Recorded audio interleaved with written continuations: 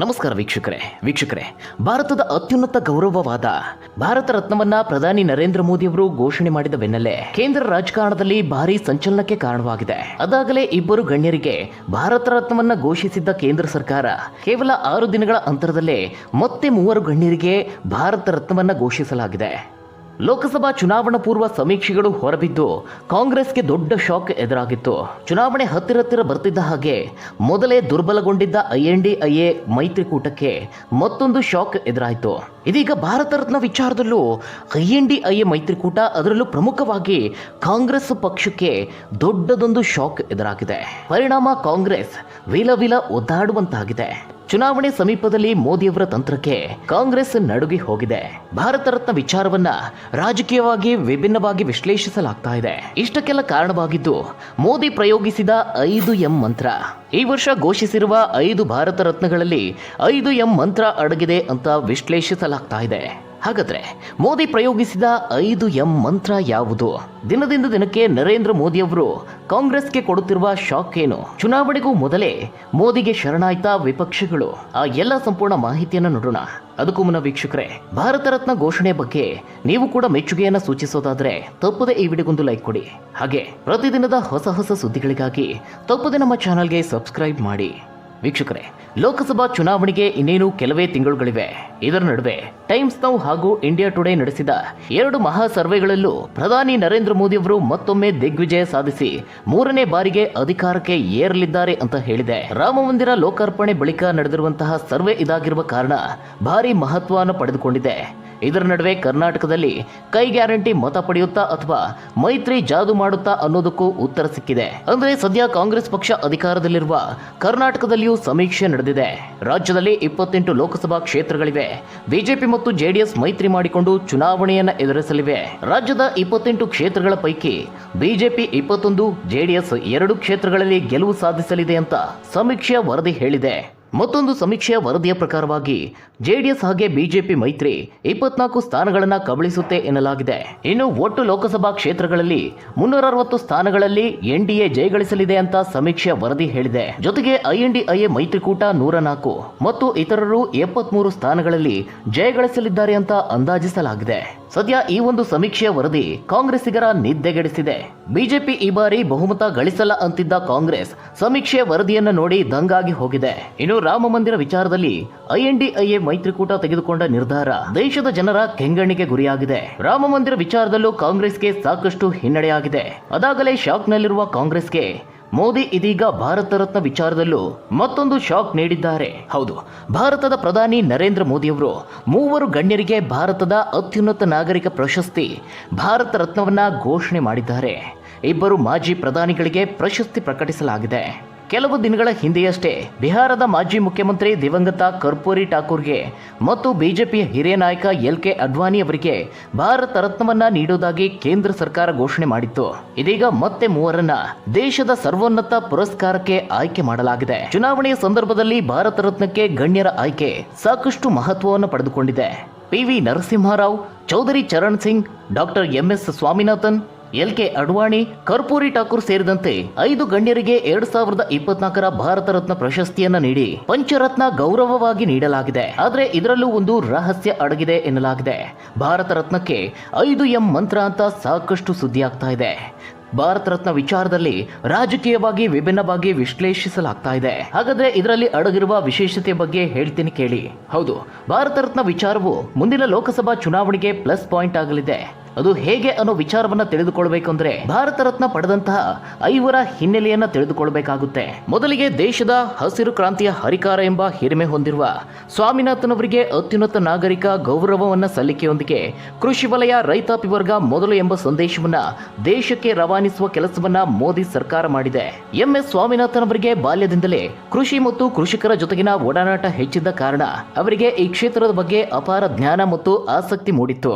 ಅವರನ್ನ ಆಗ್ರೋನಾಮಿ ಎಕನಾಮಿಸ್ಟ್, ಕೃಷಿ ವಿಜ್ಞಾನಿ, ಸಸ್ಯ ತಳಿ ವಿಜ್ಞಾನಿ, ಆಡಳಿತಗಾರ, ಮಾನವತಾವಾದಿ ಹೀಗೆ ನಾನಾ ವಿಶೇಷಣಗಳಿಂದ ಬಣ್ಣಿಸಲಾಗುತ್ತೆ. ದೇಶದ ಕೃಷಿ ಕ್ಷೇತ್ರದ ಬೆಳವಣಿಗೆಯ ದಿಕ್ಕನ್ನು ಬದಲಿಸುವಲ್ಲಿ ಸ್ವಾಮಿನಾಥನ್ ಅವರ ಪಾತ್ರ ಬಹಳ ಹಿರಿದು. ಅದರಲ್ಲೂ ಆಲೂಗಡ್ಡೆ, ಗೋಧಿ, ಅಕ್ಕಿ ಬೆಳೆಗಳಲ್ಲಿನ ಪೌಷ್ಟಿಕತೆ ವೃದ್ಧಿಯಲ್ಲಿ ಸ್ವಾಮಿನಾಥನ್ ಅವರ ಸಂಶೋಧನೆ ನೀಡಿದ ಕೊಡುಗೆ ಅಪಾರ. ಇನ್ನು ದೇಶದ ಆರ್ಥಿಕ ಭವಿಷ್ಯವನ್ನೇ ಬದಲಿಸಿದ ಮಾಜಿ ಪ್ರಧಾನಿ ಪಿ.ವಿ. ನರಸಿಂಹರಾವ್ ಅವರಿಗೆ ಭಾರತ ರತ್ನ ಗೌರವ ಸಲ್ಲಿಸಲಾಗಿದೆ. ನರಸಿಂಹರಾವ್ ಅವರು ಕಾಂಗ್ರೆಸ್ನ ಕಟ್ಟಾಳುವಾಗಿದ್ದವರು, ಅವರದ್ದೇ ಪಕ್ಷದಿಂದ ಪ್ರಧಾನಿ ಆದವರು. ವಿಶೇಷ ಅಂದ್ರೆ ಅವರಿಗೆ ಭಾರತ ರತ್ನ ಒಲಿದಿದ್ದು ಮಾತ್ರ ಈಗಿನ ಎನ್ಡಿಎ ಸರ್ಕಾರದ ಸಮಯದಲ್ಲಿ. ಕಡೆಯ ಸಮಯದಲ್ಲಿ ಪಕ್ಷ ಅವರನ್ನ ಅಗೌರವವಾಗಿ ನಡೆಸಿಕೊಂಡಿತ್ತು. ಯುಪಿಎ ಸರ್ಕಾರದ ಅವಧಿಯಲ್ಲಿ ಅವರಿಗೆ ಯಾವುದೇ ಗೌರವ ನೀಡಿರಲಿಲ್ಲ. ಆದರೆ ಇದೀಗ ಪಕ್ಷಾತೀತವಾಗಿ ರಾವ್ ಅವರನ್ನ ಗುರುತಿಸಿ ಮೋದಿ ಸರ್ಕಾರ ರಾಜಕೀಯ ಮುತ್ಸದ್ದಿತನ ಪ್ರದರ್ಶಿಸಿದೆ. ಜೊತೆಗೆ ಉತ್ತರ ದಕ್ಷಿಣ ವಿಭಜನೆಯ ಮಾತುಗಳು ಭಾರಿ ಚರ್ಚೆಗೆ ಗ್ರಾಸವಾಗಿರುವ ಹೊತ್ತಿನಲ್ಲೇ ಈ ಒಂದು ಪ್ರಶಸ್ತಿ ಪ್ರಕಟ ಮಾಡಿರೋದು ಮೋದಿ ಸರ್ಕಾರ ದಕ್ಷಿಣ ಭಾರತವನ್ನ ಕಡೆಗಣಿಸುತ್ತಿದೆ ಎಂಬ ಚರ್ಚೆಗೆ ಬ್ರೇಕ್ ಹಾಕುವ ಉದ್ದೇಶವನ್ನ ಸಹ ಹೊಂದಿದೆ ಎನ್ನಲಾಗಿದೆ. ಅದೇನೇ ಆಗಿದ್ರೂ ಪಕ್ಷಾತೀತವಾಗಿ ಗಣ್ಯರನ್ನ ಗುರುತಿಸಿ ಭಾರತ ರತ್ನ ನೀಡಿದ್ದು ದೇಶದೆಲ್ಲೆಡೆ ಶ್ಲಾಘನೆ ವ್ಯಕ್ತವಾಗ್ತಾ ಇದೆ.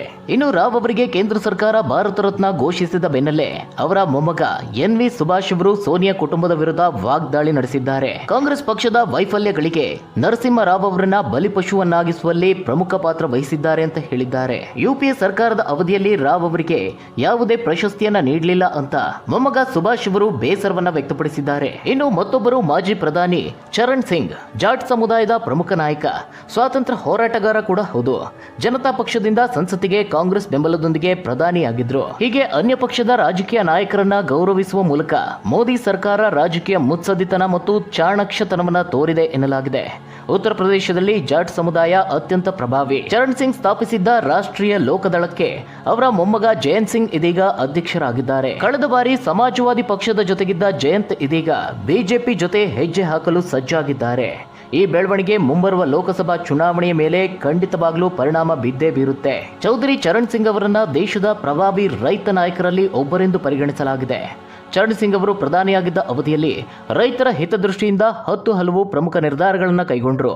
ಇಂದಿಗೂ ಜನರು ಅದನ್ನ ನೆನಪಿಸಿಕೊಳ್ತಾರೆ. ಕೃಷಿ ಮಾರುಕಟ್ಟೆಗಳ ಸುಧಾರಣೆಯಲ್ಲಿ ಚರಣ್ ಸಿಂಗ್ ಅವರ ಪಾತ್ರ ಅಪಾರವಾಗಿದೆ. ಇನ್ನೊಬ್ಬರಿಗೆ ಭಾರತ ರತ್ನ ಘೋಷಣೆ ಆಗ್ತಿದ್ದ ಹಾಗೆ ಮೊಮ್ಮಗ ಜಯಂತ್ ಸಿಂಗ್ ಅವರು ಹೃದಯ ಗೆದ್ದಿದ್ದೀರಿ ಅಂತ ಹೇಳಿ ಮೆಚ್ಚುಗೆಯನ್ನ ಸೂಚಿಸಿದ್ದಾರೆ.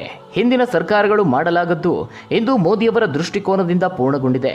ಮುಖ್ಯವಾಹಿನಿಯ ಭಾಗವಾಗಿಲ್ಲದ ಜನರನ್ನ ಉತ್ತೇಜಿಸುವ ಮೋದಿ ಸರ್ಕಾರಕ್ಕೆ ನನ್ನ ಕೃತಜ್ಞತೆಗಳನ್ನ ಸಲ್ಲಿಸಲು ಬಯಸ್ತೇನೆ. ಇದು ನನಗೆ ಬಹುದೊಡ್ಡ ದಿನ.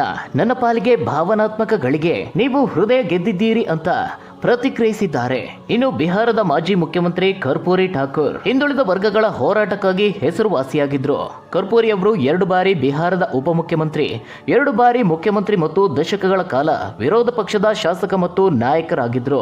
ಅವರನ್ನ ಸಾಮಾಜಿಕ ನ್ಯಾಯದ ಶ್ರೇಷ್ಠ ಐಕಾನ್ ಅಂತಲೇ ಕರೆಯಲಾಗುತ್ತೆ. ಹಿಂದುಳಿದ ಮತ್ತು ಅವಕಾಶ ವಂಚಿತರ ಉನ್ನತಿಗಾಗಿ ಕರ್ಪೂರಿ ಅವರ ಅಚಲ ಬದ್ಧತೆ ಮತ್ತು ದೂರದೃಷ್ಟಿಯ ನಾಯಕತ್ವವು ಭಾರತದ ಸಾಮಾಜಿಕ ರಾಜಕೀಯ ಸನ್ನಿವೇಶದಲ್ಲಿ ಅಳಿಸಲಾಗದಂತಹ ಛಾಪನ್ನ ಮೂಡಿಸಿದೆ. ಅವರಿಗೆ ಭಾರತ ರತ್ನ ಘೋಷಣೆ ಆಗ್ತಿದ್ದ ಹಾಗೆ 36 ವರ್ಷಗಳ ತಪಸ್ಸಿನ ಫಲ ನಮಗೆ ಸಿಕ್ಕಿದೆ ಅಂತ ಕರ್ಪೂರಿ ಠಾಕೂರ್ ಅವರ ಪುತ್ರ ರಾಮನಾಥ್ ಠಾಕೂರ್ ಅವರು ಸಂತಸವನ್ನ ವ್ಯಕ್ತಪಡಿಸಿದ್ದಾರೆ. ಈ ಹಿಂದೆ ಜನತಾ ದಳ ಯುನೈಟೆಡ್ ಜೆಡಿಯು ಪಕ್ಷ ಕರ್ಪೂರಿ ಠಾಕೂರ್ ಅವರಿಗೆ ಭಾರತ ರತ್ನ ನೀಡಬೇಕು ಅಂತ ಒತ್ತಾಯಿಸಿತ್ತು. ಇದೀಗ ಈ ಘೋಷಣೆಯ ನಂತರ ಜೆಡಿಯು ಮೋದಿ ಸರ್ಕಾರಕ್ಕೆ ಕೃತಜ್ಞತೆ ಸಲ್ಲಿಸಿದೆ. ಇನ್ನು ಬಿಜೆಪಿಯ ಭೀಷ್ಮ ಲಾಲ್ ಕೃಷ್ಣ ಅಡ್ವಾಣಿ ಅವರಿಗೆ ಭಾರತ ರತ್ನ ಪ್ರಶಸ್ತಿಯನ್ನು ಘೋಷಿಸಿದ್ದು ದೇಶದೆಲ್ಲೆಡೆ ವ್ಯಾಪಕವಾದ ಮೆಚ್ಚುಗೆ ವ್ಯಕ್ತವಾಗ್ತಾ ಇದೆ. ಇನ್ನು ರಾಜಕೀಯ ನಾಯಕರು ಸಹ ಪಕ್ಷಾತೀತವಾಗಿ ಮೆಚ್ಚುಗೆಯನ್ನು ಸೂಚಿಸಿದ್ದಾರೆ. ಅಡ್ವಾಣಿಯವರು ಭಾರತೀಯ ಜನತಾ ಪಕ್ಷದ ಹಿರಿಯ ನಾಯಕ, ಭಾರತದ ಮಾಜಿ ಉಪ ಪ್ರಧಾನಿ, ರಾಮ ಮಂದಿರ ಹೋರಾಟದ ರೂವಾರಿ ಆಗಿದ್ದಾರೆ. ರಾಮ ಮಂದಿರ ಆಂದೋಲನದ ಮೂಲಕ ಲಾಲ್ ಕೃಷ್ಣ ಅಡ್ವಾಣಿಯವರು ದೇಶದ ರಾಜಕೀಯವನ್ನೇ ಬದಲಿಸಿದ್ರು. 1990ರಲ್ಲಿ ರಾಮ ಮಂದಿರ ಚಳವಳಿಯನ್ನ ಆರಂಭಿಸಿದ್ರು. ಅಯೋಧ್ಯೆಯಲ್ಲಿ ರಾಮ ಮಂದಿರ ನಿರ್ಮಾಣಕ್ಕೆ ಒತ್ತಾಯಿಸಿ ಸೋಮನಾಥದಿಂದ ಅಯೋಧ್ಯೆಯವರೆಗೆ ರಥಯಾತ್ರೆಯನ್ನ ಕೈಗೊಂಡಿದ್ರು. ಇನ್ನು 1992ರಲ್ಲಿ ಅಯೋಧ್ಯೆ ರಾಮ ಮಂದಿರ ಚಳವಳಿ ಅವರ ನೇತೃತ್ವದಲ್ಲಿ ನಡೆದಿತ್ತು. ತಮ್ಮ 14ನೇ ವಯಸ್ಸಿನಲ್ಲೇ RSS ಅನ್ನ ಸೇರಿದ್ರು. 1951ರಲ್ಲಿ ಜನಸಂಘವನ್ನ ಸೇರಿ ನಂತರ 1977ರಲ್ಲಿ ಜನತಾ ಪಕ್ಷವನ್ನ ಬೆಂಬಲಿಸಿದ್ರು. 1980ರಲ್ಲಿ ಬಿಜೆಪಿ ಉದಯವಾಯಿತು. ಇದರೊಂದಿಗೆ ಭಾರತದ ರಾಜಕೀಯದಲ್ಲಿ ಅಟಲ್ ಅಡ್ವಾಣಿ ಯುಗ ಆರಂಭವಾಯಿತು. ಇಂದು ಬಿಜೆಪಿ ದೇಶದಲ್ಲಿ ಆಡಳಿತ ನಡೆಸಬೇಕಾದ್ರೆ ಅಥವಾ ಬಿಜೆಪಿ ಈ ಮಟ್ಟಿಗೆ ಪ್ರಬಲವಾಗಿ ನೆಲೆಯೂರಬೇಕಾದ್ರೆ ಅದಕ್ಕೆ ಅಡಿಪಾಯ ಹಾಕಿದವರಲ್ಲಿ ಅಟಲ್ ಬಿಹಾರಿ ವಾಜಪೇಯಿ ಅವರ ಜೊತೆಗೆ ಅಡ್ವಾಣಿಯವರ ಪಾತ್ರ ಕೂಡ ಮಹತ್ವದ್ದಾಗಿದೆ. ಅವರಿಗೆ ಭಾರತ ರತ್ನ ಘೋಷಣೆ ಆಗ್ತಿದ್ದ ಹಾಗೆ ದೇಶದೆಲ್ಲೆಡೆ ವ್ಯಾಪಕವಾದ ಮೆಚ್ಚುಗೆ ವ್ಯಕ್ತವಾಗಿದೆ. ಹೀಗೆ ಈ ವರ್ಷದಲ್ಲಿ ಘೋಷಿಸಿರುವ 5 ಭಾರತ ರತ್ನಗಳಲ್ಲಿ 5 ಎಂ ಮಂತ್ರ ಅಡಗಿದೆ. ಅವುಗಳೆಂದರೆ ಮಂಡಲ್, ಮಂದಿರ, ಮಾರ್ಕೆಟ್, ಮಿಲೆಟ್ ಹಾಗೂ ಮಂಡಿ. ಮಂಡಲ್ ಆಯೋಗದ ವರದಿಯಂತೆ ಮೀಸಲಾತಿಗೆ ಹೋರಾಡಿದ ಕರ್ಪೂರಿ ಠಾಕೂರ್, ರಾಮ ಮಂದಿರಕ್ಕಾಗಿ ಹೋರಾಡಿದ ಅಡ್ವಾಣಿ, ಮಾರುಕಟ್ಟೆಯನ್ನ ಜಾಗತೀಕರಣಗೊಳಿಸಿದ ಪಿ.ವಿ. ನರಸಿಂಹರಾವ್, ಮಿಲೆಟ್ಗಳಿಗೆ ಮಾನ್ಯತೆ ದೊರಕಿಸಿದ ಸ್ವಾಮಿನಾಥನ್, ಕೃಷಿ ಮಾರುಕಟ್ಟೆಗಳ ಸುಧಾರಣೆಗೆ ಕಾರಣವಾದ ಚರಣ್ ಸಿಂಗ್ ಅವರು ಭಾರತ ರತ್ನವನ್ನ ಪಡೆದಿದ್ದಾರೆ. ಹೀಗೆ ಯುಪಿಎ ಸರ್ಕಾರದಲ್ಲಾಗದ ಕೆಲಸವನ್ನ ಮೋದಿ ಸರ್ಕಾರ ಮಾಡಿದ್ದು ಕಾಂಗ್ರೆಸ್ಗೆ ದೊಡ್ಡ ಪೆಟ್ಟನ್ನೇ ನೀಡಿದೆ ಅನ್ನಬಹುದು. ಇದೇ ರೀತಿ ಡಾಕ್ಟರ್ ಬಿ.ಆರ್. ಅಂಬೇಡ್ಕರ್ ಅವರಿಗೆ ಬಿಜೆಪಿ ಅವಧಿಯಲ್ಲೇ ಭಾರತ ರತ್ನವನ್ನ ನೀಡಲಾಗಿತ್ತು ಅನ್ನೋದನ್ನ ನಾವೆಲ್ಲರೂ ನೆನಪಿಸಿಕೊಳ್ಳಬೇಕು. ಬುಡಕಟ್ಟು ಮಹಿಳೆಯನ್ನ ರಾಷ್ಟ್ರಪತಿಯಂತಹ ಮಹತ್ವದ ಸ್ಥಾನದಲ್ಲಿ ಕೂರಿಸಿದ್ದು ಕೂಡ ಬಿಜೆಪಿಯೇ ಅಂತ ರಾಜ್ಯಸಭೆಯಲ್ಲಿ ನರೇಂದ್ರ ಮೋದಿ ಅವರು ಮಾತನಾಡಿ ಕಾಂಗ್ರೆಸ್ಗೆ ತಿರುಗೇಟನ್ನು ಕೊಟ್ಟರು. ಇನ್ನು ಬಿಹಾರದಲ್ಲಿ ಬಿಜೆಪಿ ಹಾಗೆ ಬಿಜೆಪಿ ಮೈತ್ರಿಕೂಟ ಸರ್ಕಾರ ಸದನದಲ್ಲಿ ವಿಶ್ವಾಸ ಮತವನ್ನ ಗೆದ್ದು ಮುಖ್ಯಮಂತ್ರಿ ನಿತೀಶ್ ಕುಮಾರ್ ಬಹುಮತವನ್ನ ಸಾಬೀತುಪಡಿಸಿದ್ದಾರೆ. ಈ ವಿಚಾರದಲ್ಲೂ ಐಎನ್ಡಿಎ ಮೈತ್ರಿಕೂಟಕ್ಕೆ ಸಾಕಷ್ಟು ಹಿನ್ನಡೆಯಾಗಿದೆ. ಒಟ್ಟಾರೆಯಾಗಿ ಮೋದಿ ಉರುಳಿಸಿದ ದಾಳಕ್ಕೆ ಐಎನ್ಡಿಎ ದಿನದಿಂದ ದಿನಕ್ಕೆ ದುರ್ಬಲವಾಗ್ತಾ ಇದೆ. ಕಾಂಗ್ರೆಸ್ಗೆ ಒಂದಾದ ಮೇಲೆ ಒಂದರಂತೆ ಶಾಕ್ ಕೊಡ್ತಿದ್ದಾರೆ. ಹಾಗಾದ್ರೆ ಈ ಒಂದು ಸ್ಟೋರಿಯ ಬಗ್ಗೆ ನೀವೇನಂತೀರಾ? ಮುಂದಿನ ಲೋಕಸಭಾ ಚುನಾವಣೆಯಲ್ಲಿ ಯಾವ ಪಕ್ಷಕ್ಕೆ ಬಹುಮತ ಬರುತ್ತೆ? ತಪ್ಪದೆ ನಿಮ್ಮ ಅನಿಸಿಕೆ, ಅಭಿಪ್ರಾಯವನ್ನ ಕಮೆಂಟ್ ಮೂಲಕ ತಿಳಿಸಿ. ಮುಂದಿನ ವಿಡಿಯೋದಲ್ಲಿ ಮತ್ತಷ್ಟು ಮಾಹಿತಿಯೊಂದಿಗೆ ನಿಮ್ಮ ಮುಂದೆ ಬರ್ತೀನಿ. ಅಲ್ಲಿವರೆಗೂ ಧನ್ಯವಾದಗಳು ವೀಕ್ಷಕರೇ.